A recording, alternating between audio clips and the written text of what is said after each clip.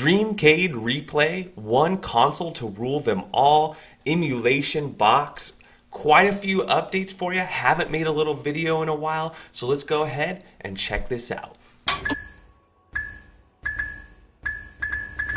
Alright, so first cool news is the controller has been finalized. So here's the test controller they sent me. As you can see, they changed the red accents to black. They changed the start and select button. They're no longer round. They are now a square and a rectangle.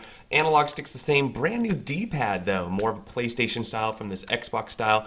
It doesn't say home. There's no numbers around the Xbox 360 style button in the middle. It does say replay now, as you see in the photo on the screen. You still get the textured sides. And then the weight is good. It's blue. It's 2.4 gigahertz wireless fob, and supposedly the connectivity is supposed to be improved, and the compatibility is supposed to be improved on the final controllers. So that's good news. Since I've talked to you last, the Dreamcade Replay does have kind of their honeycomb stamp look on it, and they talked about a 6-pack of stickers. And this was released, and I actually can't, some of the links are broken now. I think they may have made some tweaks to this, but this was the latest artwork that was sent out. And as you see, they match the themes that are in the software itself. I'm not too excited about it. The main reason being is the sides are still going to be black. You can't cover up this part because it has blue LED lights coming out of it, so the blue is going to contrast with some of these other colors. And then you can't put it on the bottom because of ventilation, and then the sides you could potentially put it on there, but you got all the ports and everything. And you also, I don't think they have control over, whether you're going to have a base or not, and then have different stickers. So you're only going to see the little sticker that goes on the top here. And, in my mind, it might look a little cheesy, but some of you might like it. I'm not too excited about this update, but for those of you who missed it, this was talked about, which is the sticker pack. Furthermore, another update would be like the light gun. They did say they're going to have support on the aim track, but if you watch my original video, they were experimenting with some other cheaper versions that put like little reflective tape on the corners of your monitor, and it uses this reflective tape to know where your light gun is. Supposedly it was a cheaper solution, but I haven't seen any update on that. So as far as light guns, the latest theory is that they're going the aim track route, which is $100 each. So it looks like it might be a pricey solution, but we'll see. That's really getting ahead of ourselves, because really the biggest news was the ship date. So with the ship date, they did talk about how they finally do now have the VGA implemented into the board. You can see my test unit here only has HDMI, so they now have the VGA port installed, so you can do VGA and HDMI now. They've also tested some new emulators, PSP, GameCube, Dreamcast, and C64. I have not tested GameCube yet, so I'm going to do a video on that, but they said that they were able to get Super Smash Bros. Melee and Gauntlet Dark Legacy to play, although not a lot of other titles. And that's what I initially based my review on, which was, I've tested similar computers. I didn't test this specific one, and they tend to see the lag on some of the GameCube library. So I didn't want to get anybody's hopes up, but I'm definitely going to try those out and see how we do. Something else which I thought was really cool, which is the PSP emulation. They were able to get God of War and Midnight Club 3 to work. Those of you who watch my Odroid videos, God of War is just totally unplayable. Totally super massive frame drops. So I'm really interested to see how it does perform on the Dreamcade Replay. So we'll be testing that out in a later video.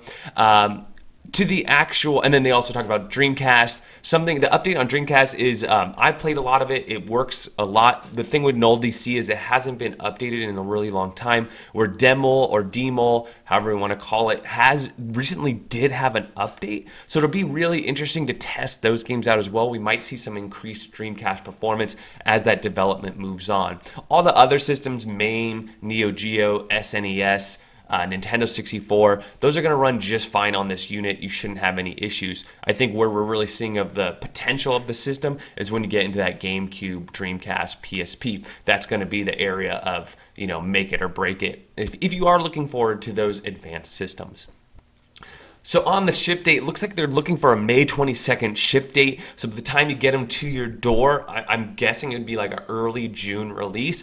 Now, we got to hold them accountable for this. They did mention, they're waiting for the big Microsoft update. But, to me, that's kind of an excuse, because we've been waiting since December, and they should have, launched with you know, whatever it was back then. So there's been some obstacles along the way. They need to be accountable for that. You know, just one of the best jokes on here was, instead of calling this the Dreamcade Replay, it should be called the Dreamcade Delay.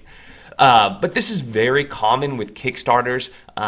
You know, I am glad that I think we are going to see, I mean, I have a unit in my hand, so it's going to happen. It's just this has been one of the down points of this whole project, which has been this massive delay of receiving your units. I do think we're getting closer and closer. I mean, you know, they are telling us, you know, the VGA is done, the controller's now done, we're getting these units, we're waiting for the update, we've added 4 new emulators. I've seen all the previous emulators, the software's working pretty good. There's always going to be kind of these ups and downs, things that are working, things that aren't. Same thing that we're seeing in the RetroPie community and other communities. Emulators break, emulators update, software changes, and that's just part of this whole, you know, the way things work. I'm happy with the direction it's going. I think the biggest downside that everyone would probably agree with me with is that it's been delayed. With that being said, looks like we're looking at early June. So today we're just finished the last day of April, so we have 1 more month to wait on this. Yeah. Furthermore, if you are a backer and you haven't updated your survey with like what options you want, everything like that, I highly recommend you contact them, get involved. You can still order these. They have a store for the backers and the non-backers. Alright, I hope you enjoyed the update. As you saw, some good things, some bad things. We're still waiting on it. There's nothing avoiding that. We're looking at June. I'm really excited about it. Something I'd like to finish with is just there's a lot of sources of information for this. I am not being paid by this company at all. You can see I've made many videos about this before. I highly recommend checking those out to kind of see the evolution to getting us to where we are now. I think something else to keep in mind is that this company has many years of experience making these big arcade cabinets, and what they typically put in those arcade cabinets for their hardware, for the actual computing power, is these HP or Dell little small form factor computers. And so basically I think it was a great idea, which was like, what if we made our own hardware? We can control the specs, we can control the software for that hardware, we can control the price, all sorts of things. So I think in theory this was an amazing opportunity, and I think like anything, it's like when you go from the drawing board to the actual execution, there is a hell of a lot of moving parts. So I'm not putting them off the hook. I definitely think we should have seen a product sooner, but what I am happy about is that they are not diminishing the product. We have an upgraded CPU. We're still getting all the same components. I think where we're going to see a lack is that it's going to initially launch with not quite everything they promised, and it'll take, you know, 3 to 9 to maybe even 12 months to get everything that was promised in the Kickstarter and all the support and everything else.